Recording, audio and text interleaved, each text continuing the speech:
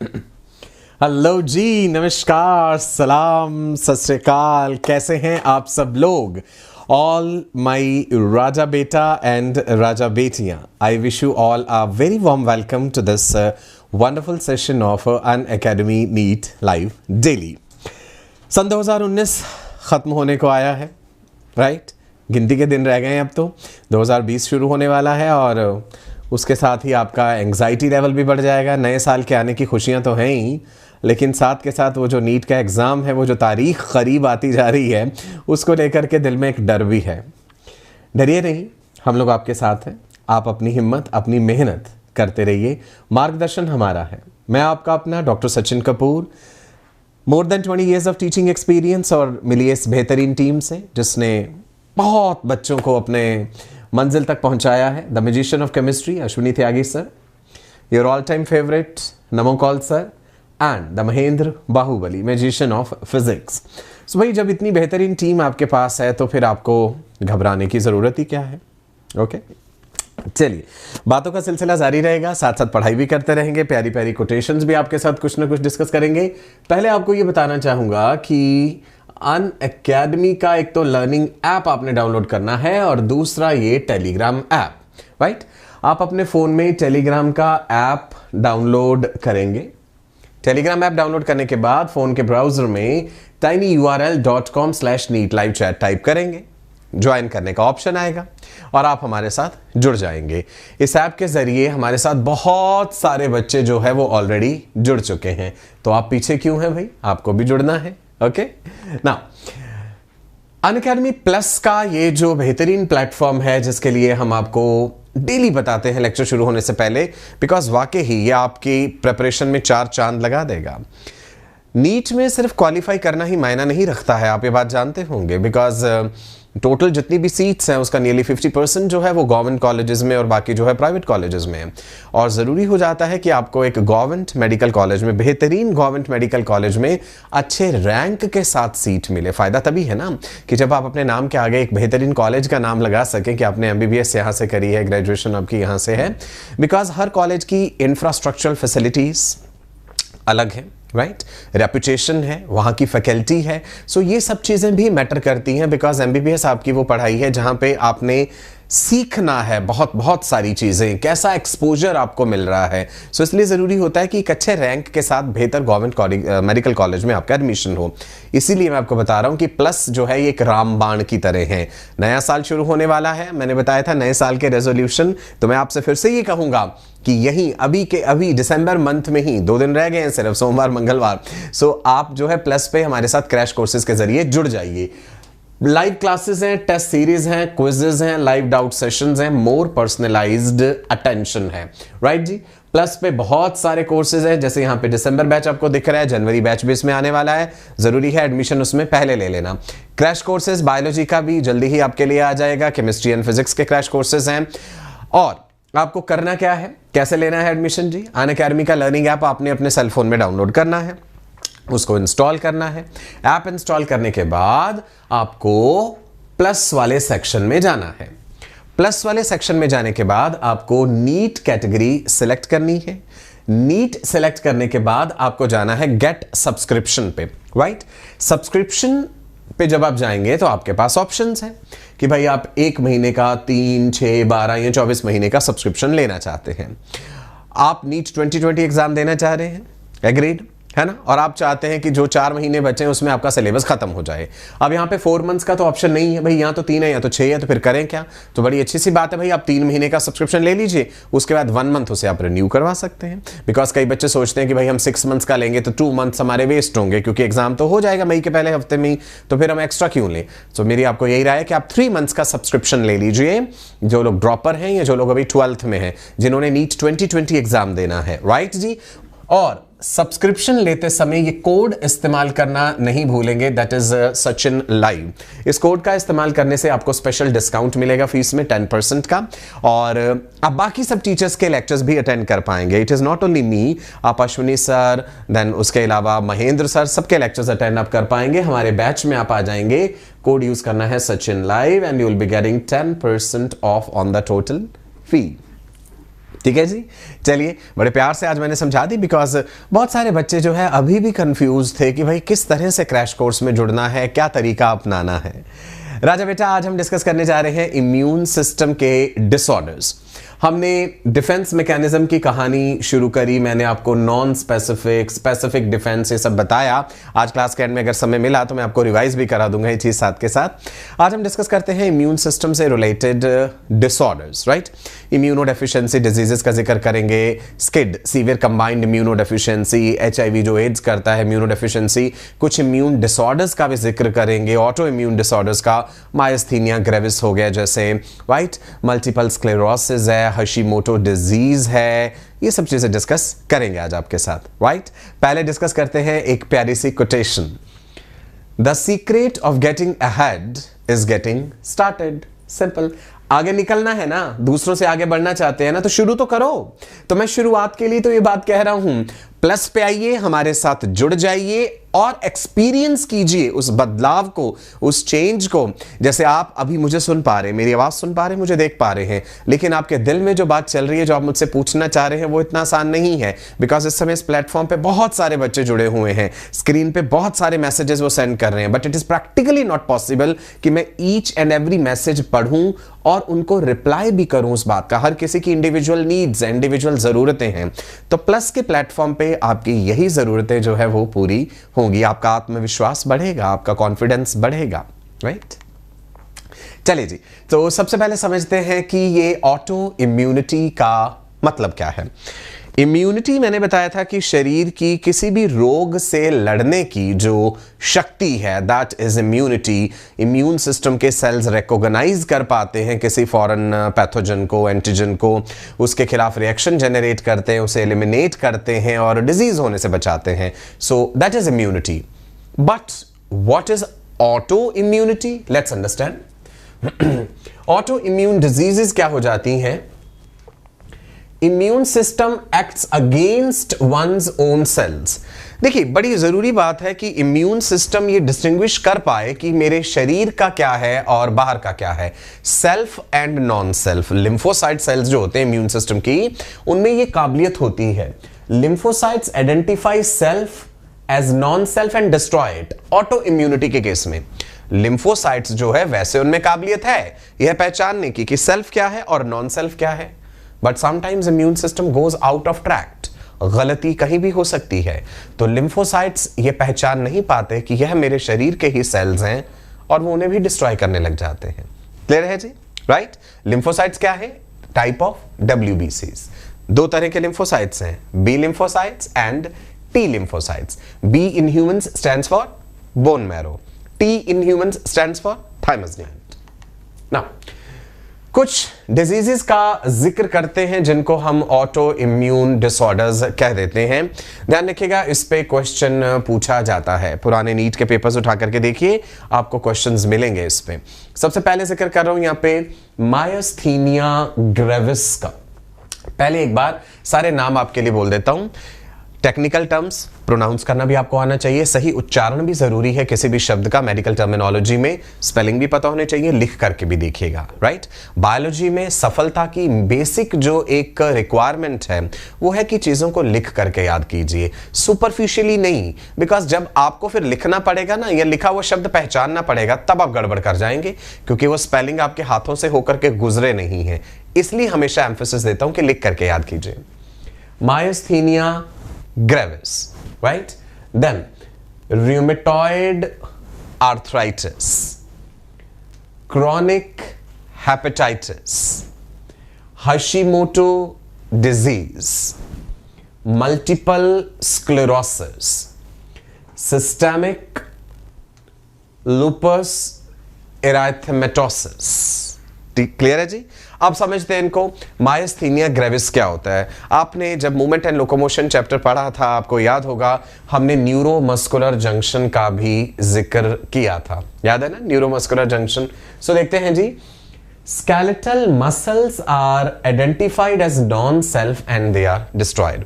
शरीर इस प्रकार की एंटीबॉडीज बनाने लग जाता है जो मसल्स के ही खिलाफ चली जाती है, that is what is myasthenia gravis. धीरे धीरे मसल्स की कॉन्ट्रैक्ट होने की एबिलिटी जो है वो खत्म होती जाती है। रूमेटॉइड आर्थराइटिस, आर्थराइटिस क्या है? गठिया भी हम बोल देते हैं ना आर्थराइटिस को। आर्थराइटिस में क्या हो जाता है कि जो हमारे जॉइंट्स हैं, जॉइंट्स आप जानते हैं कौन कौन से हैं, अलग अलग हमने पढ़े थे, साइनोवियल जॉइंट हमने, fix joint, movable immovable joints हमने डिस्कस करे हैं। आर्थराइटिस मुख्य रूप से 3 तरह का है। एक आर्थराइटिस होता है osteoarthritis, normal wear and tear जो हो रही है जॉइंट्स की। एक गाउटी आर्थराइटिस भी हमने पढ़ा था जिसे गाउट भी कहते हैं। सो गाउटी आर्थराइटिस या गाउट में क्या हो जाता है, यूरिक एसिड के क्रिस्टल्स डिपॉजिट हो जाते हैं। रूमेटॉइड आर्थराइटिस क्या है? Synovial membrane of joints is identified as non-self and destroyed. Generally छोटे जॉइंट्स को इफेक्ट करता है बट बड़े जॉइंट्स भी इफेक्ट हो सकते हैं। साइनोवियल जॉइंट्स जो होते हैं वहां पे साइनोवियल मेम्ब्रेन होती है, साइनोवियल फ्लूइड प्रेजेंट होता है जो एक लुब्रिकेंट की तरह काम कर रहा है, जॉइंट को एक अच्छी सी मूवमेंट दे रहा है। Rheumatoid arthritis is an auto immune disease जिसमें जॉइंट्स की जो साइनोवियल मेम्ब्रेन है उसको एंटीबॉडीज अटैक कर देती हैं। Chronic hepatitis, hepatitis word is related to liver, liver का inflammation, hepatic word related to liver है। Hepatitis is the inflammation of liver. आपको याद होगा हेपेटाइटिस कई तरह का होता है, मैंने बताया था ड्रग इंड्यूस्ड हेपेटाइटिस हो सकता है, अल्कोहल इंड्यूस्ड हेपेटाइटिस हो सकता है, वायरल हेपेटाइटिस हो सकता है। वायरसेस भी हमने पढ़ा था, हेपेटाइटिस बी वायरस है वो वायरल हेपेटाइटिस करता है, सीरम हेपेटाइटिस भी जिसे हम कहते हैं। और यहां पे क्या है, क्रॉनिक हेपेटाइटिस में hepatocytes are identified as non self and destroyed. What are hepatocytes? The cells of liver. शरीर का इम्यून सिस्टम लिवर के सेल्स पे ही हमला कर देता है। आप जानते हैं liver is the main metabolic factory of the body. Liver अगर अफेक्ट होगा तो शरीर की पूरी फिजियोलॉजी इफेक्ट हो जाती है। हशीमोटो डिजीज याद करके देखिएगा, जब थायराइड ग्लैंड के बारे में आपको बताया था, एंडोक्राइन ग्लैंड्स हमने पढ़ी थी। Thyroid gland present in the neck region, largest endocrine gland, bilobed butterfly shaped structure. The two lobes of thyroid are connected by a central connective tissue which is called what? Isthmus. Thyroid has thyroid follicles, parafollicular cells. Follicle के hormones बताए थे, chief cells जो होते हैं follicle में T3, T4, right? So thyroid के बारे में आपने सब पढ़ा हुआ है पहले। हशीमोटो डिजीज में क्या होता है? The thyroid cells are identified as non-self and they are destroyed. Right, auto immune disorder है। मल्टीपल स्क्लेरोसिस, यहां पे क्या चीज इफेक्ट हो रही है? न्यूरॉन्स के चारों तरफ की myelin sheath, myelin sheath of neurons is identified as non self and it is destroyed. Myelin sheath धीरे धीरे खत्म होती जाती है। आप जानते हैं myelin sheath peripheral nervous system के जो न्यूरॉन्स हैं उनकी माइलिन शीथ कौन बनाता है? Schwann cells. Central nervous system के जो न्यूरॉन्स हैं उनकी माइलिन शीथ कौन बनाता है? Oligodendrocytes. Myelin sheath is acting as an insulator. Myelin sheath is made up of phospholipids. Insulation का काम कर रही है। और माइलिनेटेड न्यूरॉन्स जो है उनमें इंपल्स कंडक्शन बड़ी तेजी से होता है। याद कीजिए सॉल्टेटरी कंडक्शन पढ़ा था हमने।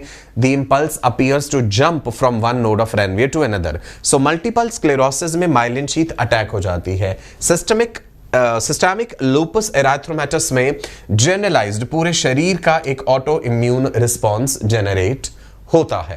नाउ एक बार फिर से देख लेते हैं। अगर मान लीजिए आपको क्रॉस मैच में दिया हो या कुछ डिजीजेस के नाम लिखे हो और बताना हो कि इनमें से कौन सी ऑटो इम्यून डिजीज है या कौन सी ऑटो इम्यून डिजीज नहीं है, तो आपको ध्यान रखने हैं बच्चे। मायस्थीनिया ग्रेविस मसल से रिलेटेड, रूमेटॉइड आर्थराइटिस जॉइंट्स से related, synovial membrane, chronic hepatitis hepatic liver cells hepatocytes, Hashimoto disease thyroid के लिए, मल्टीपल स्क्लेरोसिस माइलिन शीथ के लिए, and lupus is generalized auto immunity. Clear है? राइट, समझ आ रहा है? बिल्कुल सिंपल लैंग्वेज में। आई होप मैंने एकदम सिंप्लीफाइड वे में आपको ये चीजें समझाई हैं।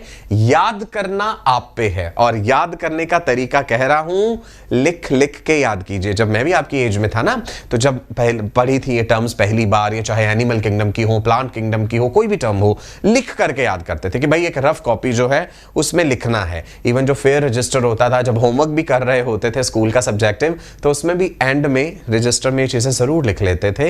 लिखने से चीजें याद होती हैं बच्चे, राइट? चलो, प्यारे प्यारे लाइक्स आपके आते रहने चाहिए। आप अपना प्यार, अपनी रिस्पेक्ट लाइक्स के जरिए हम तक शो कर सकते हैं। वीडियो पे जो ऊपर लाइक का थंब बना हुआ है उसको जल्दी से थम्स अप कर दीजिए। राइट, चलो जी आगे बढ़ते हैं। Immuno deficiency diseases.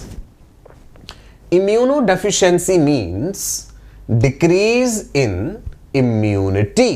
राइट जी, इसके क्या कारण हो सकते हैं? किसी इंसान की इम्यूनिटी क्यों कमजोर हो सकती है? इम्यूनिटी के कमजोर होने की कई वजह हो सकती हैं। मेल न्यूट्रिशन भी तो हो सकता है। हम कहते हैं ना, ये इंसान कुपोषण का शिकार है, भाई इसकी इम्यूनिटी कमजोर है, आप अच्छा खाना पीना नहीं ले रहे। Particularly proteins, right, because antibodies are what? They are glycoproteins. Protein level diet में अच्छा होना चाहिए। So it is cause due to malnutrition and there can be problem at the level of genetics also, that is genetic immunodeficiency. Malnutrition में when there is deficiency of proteins, particularly globulins, blood के proteins याद करिए, there is serum albumin, there is serum globulin, there is fibrinogen, there is prothrombin. Fibrinogen and prothrombin are involved in blood clotting. Globulins अलग अलग types हैं, alpha globulin, beta globulin, gamma globulins, right? Antibodies are what? Gamma globulins, immunoglobulins कहते हैं ना। Now immuno deficiency में second कारण जो हो सकता है जेनेटिक्स के लेवल पे, there is genetic immuno deficiency. इसमें देखते हैं क्या है जी, mutation in the long arm of chromosome number 20। Mutation in the long arm of chromosome number 20 leads to hereditary deficiency of the enzyme adenosine deaminase. Adenosine deaminase enzyme की deficiency है। It is required for maturation of B and T cells. This particular enzyme is involved in the maturation of B as well as T lymphocytes. अगर ये enzyme नहीं हुआ तो नतीजा होगा there is severe combined immuno deficiency, SCID, skip. It shows deficiency of both है B and T lymphocyte. अब एक इंसान के शरीर में बी और टी लिम्फोसाइट्स नहीं है तो आप इमेजिन करके देखिए कि कितना बड़ा नुकसान होगा उस चीज का।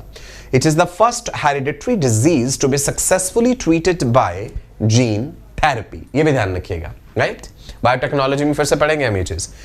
Next comes the acquired immuno deficiency. आप जानते हैं एड्स, फुल फॉर्म क्या है जी? Acquired immunodeficiency syndrome, causative agent HIV, that is human immunodeficiency virus, जिसको कि एक mutated form of SIV, simian immunodeficiency virus माना जाता है। जिन लोगों ने HIV के बारे में और ज़्यादा डिटेल में जानना है, एड्स के बारे में, तो रिप्रोडक्टिव हेल्थ चैप्टर में मैंने ऑलरेडी एड्स डिटेल में डिस्कस करा हुआ है। प्लेलिस्ट अवेलेबल है चैनल पे, अनअकैडमी नीट लाइव डेली। जिन लोगों ने सब्सक्राइब नहीं करा है जल्दी से सब्सक्राइब वाला बटन भी दबा दीजिएगा साथ साथ, and hit the bell icon also. सुनिए, तो आप क्लास 12th वाले चैप्टर्स का प्ले लिस्ट देखेंगे, वहां पे आपको रिप्रोडक्टिव हेल्थ के नाम से एक चैप्टर दिखेगा, उसके लेक्चर स्क्रॉल करके देखिएगा। उसमें कंप्लीट लेक्चर डिटेल में हमने एड्स के ऊपर ऑलरेडी डिस्कस करा है, कैसे HIV एक से दूसरे इंसान में फैलता है, शरीर में जाने के बाद हेल्पर टी सेल्स का नंबर कम करता है। HIV पहले मैक्रोफाजेस को एक फैक्ट्री की तरह इस्तेमाल करता है, राइट? उसके बाद हेल्पर टी सेल्स का नंबर कमजोर होने लगता है तो इम्यूनिटी कम होने लगती है। Helper T cells are very important cells of immune system. दो काम करते हैं वो। Helper T cells help the plasma B cells in producing antibodies, and they also help the killer T cells in producing the perforins. देखते हैं जी, AIDS which is caused by human immunodeficiency virus, it reduces the, ये ध्यान रखना, T lymphocytes, mainly यहां पे जिन sales का number कम होता जाता है that is helper T cells. और ये बहुत ही इंपॉर्टेंट सेल्स हैं इम्यून सिस्टम के, बिकॉज ये दो काम कर रहे हैं। They are helping plasma B cells in producing antibodies, they are helping killer T cells in producing perforin. Clinical symptoms of AIDS develop when the T lymphocyte count goes below 200 per millimeter cube of the blood, per cubic millimeter of blood। देखो, एक normal healthy individual में ये जो count है 800 से 1200 तक रहता है। जैसे ही HIV डिटेक्ट हुआ, आप जानते हैं एक तो एलाइजा टेक्निक है जिसके जरिए हम HIV डिटेक्ट कर लेते हैं। एलाइजा टेस्ट पॉजिटिव आने के बाद हम वेस्टर्न ब्लॉट टेस्ट करा लेते हैं, PCR भी करा सकते हैं कि कंफर्म हो गया HIV है। तो हम CD4 काउंट भी कराते हैं, CD cluster of differentiation. CD4 cells are important cells of our immune system. अगर पेशेंट का CD4 काउंट जो है वो हेल्दी रेंज में है तो ठीक है, फिर हम कोई दवाइयां नहीं देते। पीरियोडिकली ये टेस्ट कराते रहना पड़ता है 6-6 महीने बाद, तो फिर हम देखेंगे कि CD4 काउंट कितना कम आ गया। अगर वो CD4 काउंट जो है cluster of differentiation, CD4 count जो है वो 200-250 से नीचे आने लगे तो फिर हमें ART एंटी रेट्रोवायरल थेरेपी शुरू करनी पड़ती है। ज़ाइडोविडीन, एज़िडोथाइमिडीन जो ड्रग्स होती हैं इसमें दी जाती हैं। ये सारी चीजें डिस्कस करी हुई हैं मैंने ऑलरेडी रिप्रोडक्टिव हेल्थ वाले चैप्टर में। Now individuals with AIDS have more suppressor T cells than the helper T cells। तो helper T cells का नंबर कम होना शरीर के लिए बहुत ही खतरनाक हो जाता है। धीरे धीरे उस पेशेंट को हर तरह की बीमारी लगती जाएगी क्योंकि इम्यूनिटी कमजोर हो गई है। नॉर्मली जो फंजाई, वायरसेस, बैक्टीरिया इतनी आसानी से हमें अटैक नहीं कर सकते। अगर इंसान इम्यूनो कॉम्प्रोमाइज्ड है, जैसे HIV वाला केस हो गया, तो उसको वो बीमारियां बहुत जल्दी हो जाएंगी और उसके लिए जानलेवा साबित हो जाती हैं। क्लियर है जी इतना, राइट? इम्यूनो डेफिशिएंसी आप समझ गए। इम्यूनो डेफिशिएंसी में एक बताया मेल न्यूट्रिशन, प्रोटीन की कमी हो, खाने पीने में, भोजन पानी में कमी है आपकी, तो मेल न्यूट्रिशन के कारण इम्यूनिटी कमजोर होगी। जेनेटिक्स के लेवल पे हमने पढ़ा क्रोमोसोम नंबर 20 उसमें कहीं म्यूटेशन हो जाए तो उसमें हमने देखा स्किड हो सकता है, सीवियर कंबाइंड इम्यूनो डेफिशिएंसी, या फिर HIV वायरस वाला केस भी देख लें। यहाँ पे आगे बढ़ते हैं राजा बेटा, एलर्जी के बारे में समझते हैं। ये भी बड़ा इंटरेस्टिंग टॉपिक है, hyper sensitivity of the body. So allergy क्या है? Allergy is basically a kind of exaggerated immune response of the body to a particular substance. देखिए कई बार आपने सुना होगा, हम कहते थे कि भाई मैं ये चीज नहीं खा सकता, मुझे इससे एलर्जी है, या पॉलन ग्रेन से एलर्जी है, डस्ट से एलर्जी है, कुछ लोगों को एलर्जी किसी पर्टिकुलर फूड कंपोनेंट से हो सकती है। आप जानकर हैरानी होगी आपको, there are some people who are even allergic to water. पानी के संपर्क में आने से ही उनके शरीर में एलर्जिक रिएक्शन जनरेट हो जाता है। तो फिर ऐसे लोग कैसे जिंदा रहेंगे? भाई पानी के बिना तो जिंदा नहीं रहा जा सकता। तो उनको पानी पीने से पहले अपने ही सलाइवा से एंटी एलर्जिक टैबलेट खानी पड़ेगी, निगलनी पड़ेगी पहले सलाइवा के साथ। So life really becomes tough. Now dust से एलर्जी थोड़ी कॉमन बात है।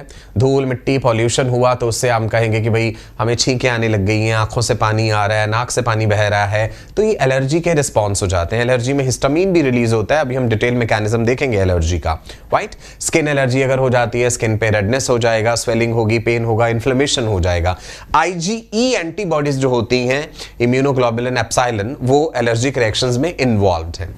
देखते हैं बच्चे, हाइपर सेंसिटिविटी और एलर्जी लाइक्स आते रहने चाहिए साथ साथ। Okay, the term allergy was coined by von पिक्विट।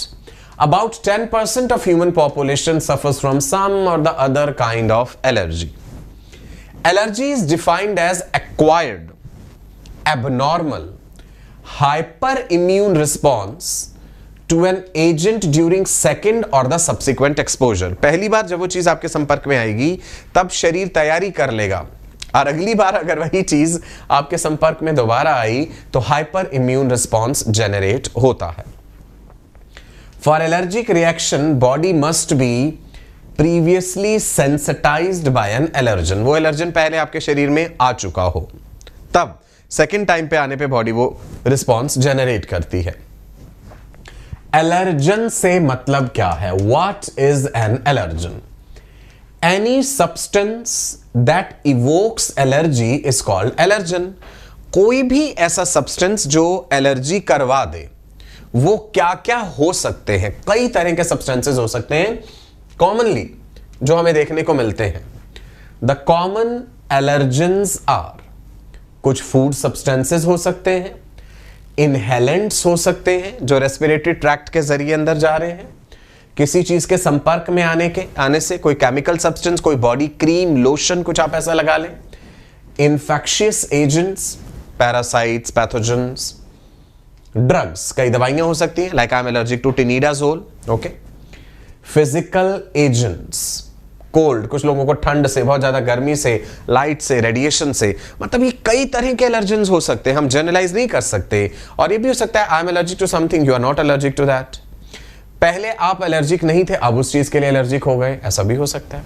सो देखते हैं जी फूड सब्सटेंसेस में क्या क्या। आपको पता है ग्लूटेन प्रोटीन होता है व्हीट में, कुछ लोग व्हीट के लिए एलर्जिक हैं, गेहूं का आटा नहीं खाते, ग्लूटेन फ्री सब्सटेंसेस भी आते हैं उनके लिए।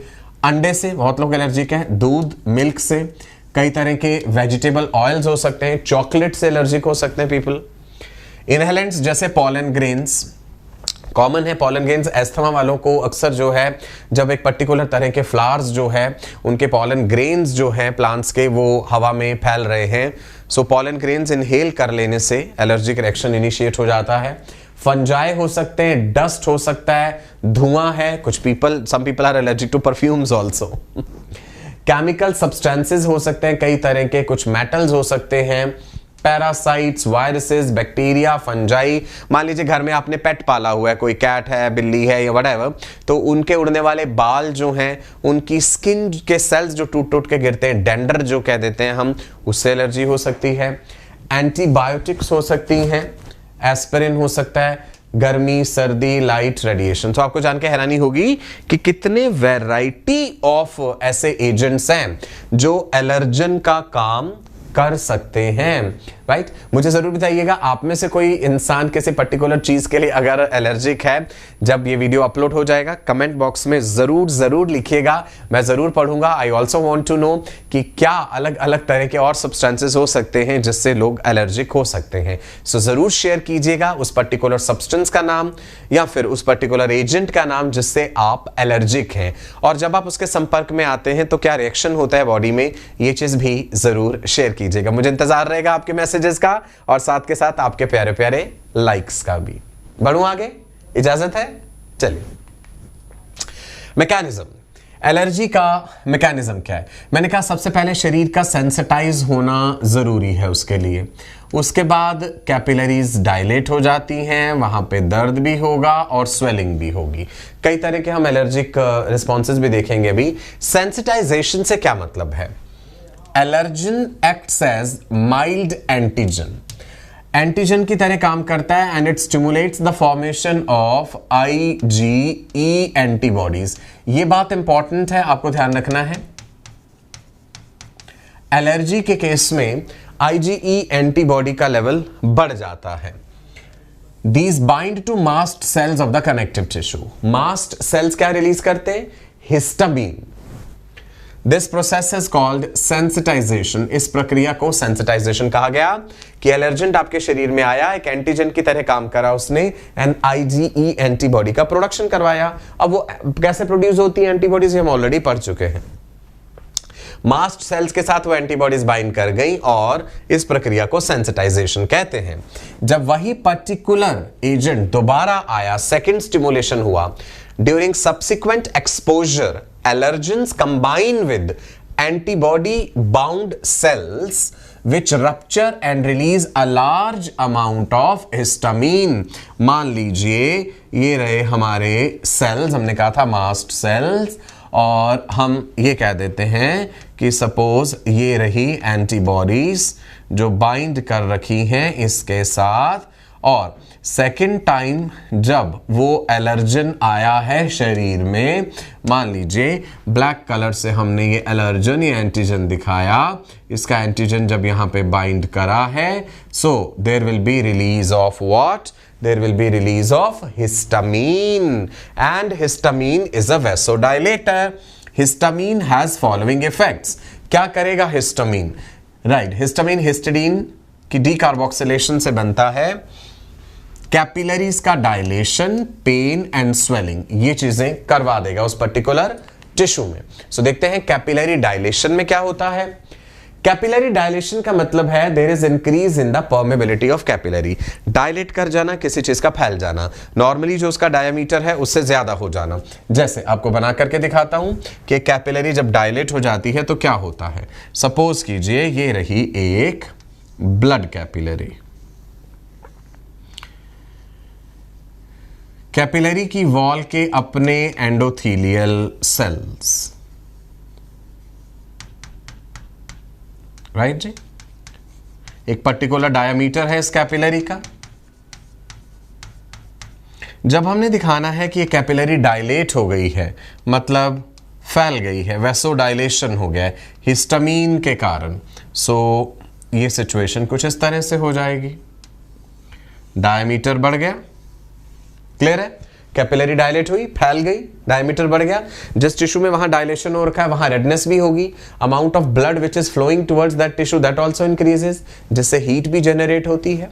नाउ एंडोथेलियल सेल्स जो हैं, एडजेसेंट एंडोथेलियल सेल्स के बीच में जो गैप है वो भी बढ़ेगा। तो हम इसीलिए कहते हैं कि भाई कैपिलरी की अब परमिएबिलिटी बढ़ गई। अब इसके अंदर जो सब्सटेंसेस हैं यहां से ये आसानी से निकल के बाहर चले जाएंगे, पहले भी जा रहे थे, उतनी ज्यादा परमिएबल नहीं थी कैपिलरी, अब कैपिलरी की परमिएबिलिटी बढ़ गई। So there is loss of fluid.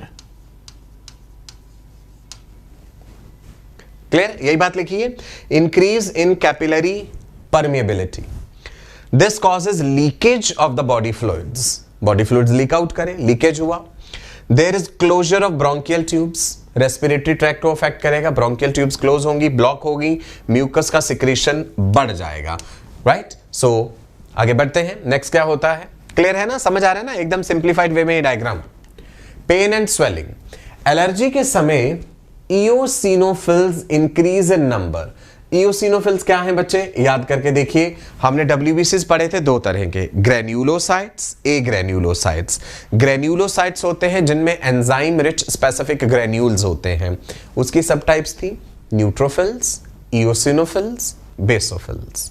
और जो ए ग्रेन्यूलोसाइट्स थे उसकी सब टाइप्स थी lymphocytes and monocytes.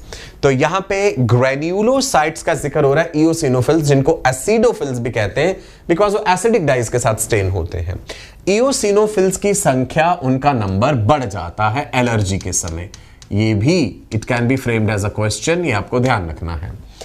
As they have to remove antigen antibody complex, क्योंकि उनको जो एंटीजन एंटीबॉडी का कॉम्प्लेक्स बना है उसे हटाना है। This condition is called eosinophilia. इसी चीज को हम इओसिनोफीलिया कहते हैं कि इओसिनोफिल्स का नंबर बढ़ गया है। मान लीजिए आपका पेशेंट आपके पास आया और आपको देख के लग रहा है कि इनको एलर्जी हुई है किसी चीज से, आप ब्लड टेस्ट रिकमेंड कर सकते हैं और उसमें हमें पता चल जाएगा इओसिनोफिल्स का काउंट अगर बढ़ा हुआ है तो। Allergy disappears after some time as the body produces adrenaline, शरीर एड्रीनलिन बनाने लग जाता है जो कि हिस्टामिन के अगेंस्ट काम करता है, एंटी हिस्टामिन है। एड्रीनलिन जो है एड्रीनल मेडुला ग्लैंड बनाती है ना, adrenal has adrenal cortex, adrenal medulla. Cortex produces corticosteroids, it has steroidogenic cells. Medulla has chromaffin cells, it produces catecholamines, adrenaline nor adrenaline. So adrenaline जो है, जिसको epinephrine भी कहते हैं, वो हिस्टामिन के एंटी होता है। एड्रीनलिन से जो है हिस्टामिन का इफेक्ट नलीफाई होता है ना। टाइप्स ऑफ एलर्जीज, एलर्जी किस तरह की है शरीर में, देखते हैं जी। हे फीवर आपने सुना होगा, asthma, urticaria, eczema, anaphylactic shock. Anaphylactic shock बहुत ही डेंजरस है, एनाफाइलेक्टिक शॉक के कारण डेथ भी हो जाती है। आपको मैंने हेप्टन भी बताया था ना, इनकम्प्लीट एंटीजन जो है। सो कई बार क्या होता है कि कोई चीज़ एंटीजेनिक नहीं है कुछ लोगों के लिए, पर किसी दूसरे के शरीर में जाके वो एक कंप्लीट एंटीजन की तरह बन जाता है। Hapten plus protein forms a complete antigen जो कि एक एग्जेजरेटेड इम्यून रिस्पॉन्स दे सकता है, जिससे कि शरीर खत्म भी हो सकता है, इंसान की मृत्यु हो सकती है। एनाफाइलेक्टिक शॉक में जैसे पेनिसिलिन का इंजेक्शन दे दिया किसी को गलती से बिना टेस्ट डोज किए हुए, तो मर भी सकता है इंसान उससे। कुछ लोग मधुमक्खी के डंक से भी मर सकते हैं, क्योंकि मधुमक्खी का बी का स्टिंग जो है वो उनके लिए एनाफाइलेक्टिक शॉक की तरह होगा ना। हे फीवर आप देखिए, इधर इस बच्चे की आंखें आप देख पा रहे हैं, राइट। ये हो जाता है एलर्जी में, इतनी बुरी हालत हो जाती है कि आईज में इतनी ज्यादा स्वेलिंग आ सकती है, पेन भी होगा। हे फीवर जो है उसको एलर्जिक राइनाइटिस भी कहते हैं। It occurs mainly due to pollen and spores of plants. It is characterized by increased secretion of nasal mucosa, throat irritation, conjunctivitis. Conjunctivitis क्या है, हमारा जो एक्सपोज्ड पार्ट ऑफ आईबॉल है, स्क्लेरा जो है, उसके ऊपर कॉन्जंक्टिवा मेम्ब्रेन होती है। कॉन्जंक्टिवा का इन्फ्लेमेशन जब हो जाता है, that is conjunctivitis. This is hay fever. चलिए आगे बढ़ते हैं। एस्थमा, हिंदी में दमा भी कहते हैं जैसे। नाउ अस्थमा जरूरी नहीं है कि बड़े लोगों में ही हो, छोटे बच्चों में भी अस्थमा हो सकता है, जन्म से भी अस्थमेटिक हो सकते हैं, कई कारण हो सकते हैं अस्थमा के। डिफिकल्टी इन एक्सपिरेशन हो जाता है पेशेंट को, ब्रोंकोस्पेज्म, जो ब्रोंकियल मसल्स है, narrowing of the bronchi, right, that is what is bronchospasm and there will be difficulty in breathing। कोई परमानेंट इलाज नहीं होता है इसका, बस ये कि पेशेंट को उस एलर्जी वाला जो एलर्जन है उससे बच के रहना होगा।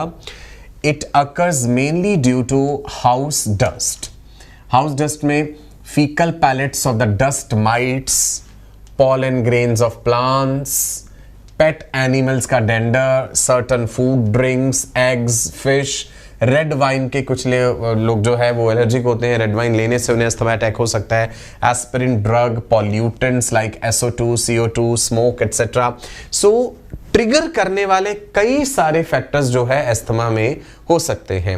रेस्पिरेटरी सिस्टम में भी आपने अस्थमा के बारे में पढ़ा था, ठीक है बच्चे। चलो जी आगे बढ़ते हैं।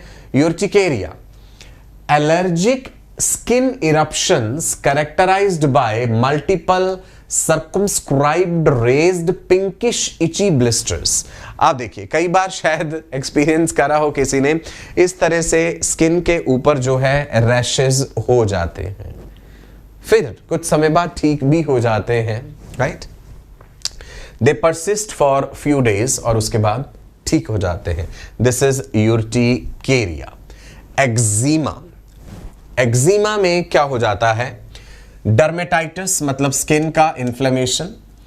It starts with reddening of the skin, skin पहले लाल होगी, वहां पे छोटे छोटे वेसिकल्स बन जाएंगे, फिर वो वेसिकल्स रप्चर होते हैं and there is formation of the scales, skin जो है स्केली हो जाती है। एक्जिमा का भी कोई परमानेंट इलाज नहीं होता।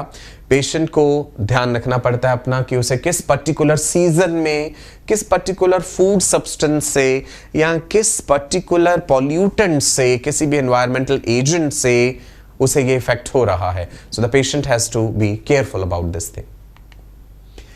Anaphylactic shock, as I told you that it is very dangerous. It can even result in the death of the person. It occurs due to bee sting, मधुमक्खी का डंक इसका कारण बन सकता है। कुछ दवाइयां जैसे पेनिसिलिन, मैंने बताया था पेनिसिलिन बड़ी स्ट्रॉन्ग एंटीबायोटिक है। पेनिसिलिन देने से पहले हमें पेशेंट के ऊपर टेस्ट डोज भी करना पड़ता है, स्किन के नीचे हल्का सा टेस्ट डोज देते हैं और इफेक्ट देखते हैं उसका। It is characterized by systemic allergic reaction affecting all the body tissues and can cause death। इतना मैसिव इम्यून रिस्पॉन्स जनरेट होता है, मास्ट सेल्स इतने ज्यादा लार्ज अमाउंट में हिस्टामीन बनाते हैं, हिस्टामीन लार्ज अमाउंट में होगा, ब्लड वेसल्स डायलेट करेंगी, ब्लड वेसल डायलेट करेंगी तो ब्लड प्रेशर फॉल हो जाता है। There is drastic fall in the blood pressure and the patient can even die, right. क्या क्या प्रिवेंशन एंड ट्रीटमेंट हो सकता है एलर्जी के लिए? Allergy can be prevented by identifying the specific allergen. सबसे पहली तो बात यह है कि आपको आइडेंटिफाई करनी पड़ेगी वो चीज कि किससे आपको हो रहा है। कई बार ऐसा होता है कि भाई आपने देखा कि घर में कोई दाल सब्जी कुछ बना था, आपने खाई और एक दिन बाद आपको प्रॉब्लम हुई, तो अब आपको ये नोटिस करना पड़ेगा कि आपको जो वो सिम्टम्स आ रहे थे उससे एक दिन पहले, 2 दिन पहले आपने क्या चीज ऐसी खाई थी, या मान लो इवनिंग में आपको कुछ फील हो रहा है तो मॉर्निंग में क्या कोई ऐसी विशेष चीज के संपर्क में आप आए थे जिसके कारण आपको ये प्रॉब्लम हुई। So you have to identify the specific allergen and avoid it। फिर आपको अवॉइड करना है भाई, आप उसके संपर्क में ना जाएं। Allergy can be treated by using antihistamine drugs, right. Antihistamine drugs से हो जाता है prevent glucocorticoids which are going to reduce the immunity and cause relief from the allergy। Glucocorticoids जो है वो मैंने आपको बताया था कि इम्यून रिस्पॉन्स को सप्रेस करते हैं स्टेरॉइड्स। ये रूमेटॉइड आर्थराइटिस के इलाज में भी यूज किए जाते हैं, प्रोस्टाग्लैंडिन का प्रोडक्शन जो है ये कम करते हैं। आगे बढ़ते हैं जी, जिक्र करते हैं थोड़ा सा history of vaccination and immunization का। कम जल्दी से क्विकली डिस्कस कर लेंगे, आप ऑलरेडी भी जानते हैं ये चीज। मैंने बताया था कि एडवर्ड जेनर जो थे, एडवर्ड जेनर ने स्मॉल पॉक्स के लिए वैक्सीन जो है वो बनाया था। एडवर्ड जेनर ने ये ऑब्जर्व करा था कि जिन लोगों को काउ पॉक्स होता है, जो गाय भैंसों का दूध निकालते हैं, जो लोग पालते हैं गाय भैंसे, he observe that milk maids did not get smallpox because they were exposed to a similar but mild form of disease called the cowpox। So उनके दिमाग में ये आइडिया आया that initial exposure to a mild form of disease is going to protect your body against a strong form of disease. ठीक है, सो Jenner ने खुद experimentally क्या करा, he infected the first human, James Phipps, 8 साल का एक छोटा बच्चा जो उनके माली का ही बेटा था, ये बात मैंने आपको बताई थी, विद काउपॉक्स। काउपॉक्स का पैथोजन उसके शरीर में डाला। सारहा नेल्मसलाम की लेडी थी जिससे ये पैथोजन लिया गया था, और जिस काउ से उसको काउपॉक्स हुआ था उस काउ का नाम ब्लॉसम था। 2 months later he infected the boy with the small pox. बच्चे को पहले काउपॉक्स का पैथोजन डाला गया, उसे काउपॉक्स हुआ और फिर वो ठीक हो गया। 2 महीने बाद उन्होंने स्मॉल पॉक्स का पैथोजन डाला। The boy did not suffer from small pox. तो अब उन्हें समझ आ गया that mild form of disease would protect the body from a virulent form or a strong form of disease। तो यहीं से थोड़े सिद्धांत शुरू हो गए इम्यूनोलॉजी के। लुइस पास्चर ने फिर और बेहतर एक्सपेरिमेंट्स करे और कई तरह की वैक्सीन्स बनाई। Jenner used the term vaccine and the term vaccination for the protective inoculation. Vaccinia refers to cow. Edward Jenner was the first to discover a safe and effective means to produce artificial immunity against smallpox. Smallpox, आप जानते हैं, variola, it has been eradicated from the entire world. Pasteur, Louis Pasteur confirmed Jenner's findings and produced vaccines for other diseases, anthrax, rabies, chicken cholera. Then Von Behring, he infected sheep with the diphtheria bacteria and withdrew blood after some time from the sheep. He then separated the serum by allowing it to clot. He injected that serum into a little girl which was dying of diphtheria and the girl started recovering. तो इसका मतलब है कि उन्हें idea लग गया इस चीज से कि जेनर ने जो एक्सपेरिमेंट्स करे हैं वो सही हैं। इस तरीके से एंटीबॉडीज जैसी कोई चीज बन जाती है शरीर में जिसका इस्तेमाल किया जा सकता है इंसान को भयंकर बीमारियों से बचाने के लिए, राइट। वैक्सीनेशन जी, अब बचपन में आपको याद होगा सुई से बहुत डर लगता था आपको। जैसे ही आप डॉक्टर के पास जाते थे आपको पता था भाई इंजेक्शन लगाएंगे और रोना चिल्लाना शुरू। अभी भी बच्चे यही करते हैं। It is stimulation of immune system by vaccines. Principles of vaccination या immunization is based on the memory cells. Vaccines में हम वीक या dead form of the pathogen शरीर में डाल रहे हैं और शरीर को स्टिमुलेट कर रहे हैं कि वो एंटीबॉडी प्रोडक्शन करे। Vaccines can be temporary or these can be permanent. Cholera vaccine lasts for nearly 6 months. Vaccines against whooping cough, diphtheria, etc. they are permanent. वो लंबी इम्यूनिटी देती हैं, लाइफ लॉन्ग इम्यूनिटी है। वैक्सीन्स के क्या क्या प्रकार हो सकते हैं? टॉक्सॉइड्स क्या है? जैसे डीपीटी, डिप्थीरिया, परटूसिस, टेटनस। अब ये इंपॉर्टेंट है, ये जितना आगे टॉपिक शुरू हो रहा है ना, ये सब में से क्वेश्चंस फ्रेम हो सकते हैं। Vaccines against diphtheria, pertussis, tetanus, DPT का फुल फॉर्म है। किल्ड पैथोजन वैक्सीन हम साल्क वैक्सीन बोलते हैं, इंजेक्टेबल फॉर पोलियो। अब तो हम ओरल पोलियो वैक्सीन भी यूज करते हैं ना, OPV 7 वाला, वो भी देखते हैं आगे। There can be attenuated live pathogen. Attenuated का मतलब होता है इनएक्टिवेटेड या वीकंड, जैसे BCG, bacillus Calmette Guerin, tuberculosis के लिए। MMR, mumps, measles, rubella vaccine, MMR। OPV, oral polio vaccine, ये एटीनुएटेड लाइव पैथोजन वाली वैक्सीन्स हैं। रिकॉम्बिनेंट DNA वैक्सीन्स, ये टेक्नोलॉजी से और बेहतर तरह की वैक्सीन्स बनाई गई हैं, जैसे हेपेटाइटिस B वैक्सीन। मैंने आपको बताया भी था कि हेपेटाइटिस B का वैक्सीनेशन जो है वो आप सब लोगों को जरूर करवा लेना चाहिए। हेपेटाइटिस B वायरस जो है वो HIV की तरह ही फैलता है, इनफैक्ट ये उससे भी कई गुना ज्यादा इन्फेक्शियस होता है। Recombinant DNA technology is used to produce antigenic polypeptides of the pathogen in bacteria और yeast। जो पैथोजन है उसके सरफेस का कोई एक पर्टिकुलर जो कंपोनेंट है वही तो एंटीजेनिक प्रॉपर्टीज रखता है। मैंने आपको जब समझाया था कि एंटीजेनिक कंपोनेंट, एंटीजेनिक डिटर्मिनेंट क्या होता है, उसमें ये बात बताई थी। The vaccines produced using this approach allow large scale production and hence greater availability for immunization. Hepatitis B vaccine produced from yeast. Classification of vaccines. This is important.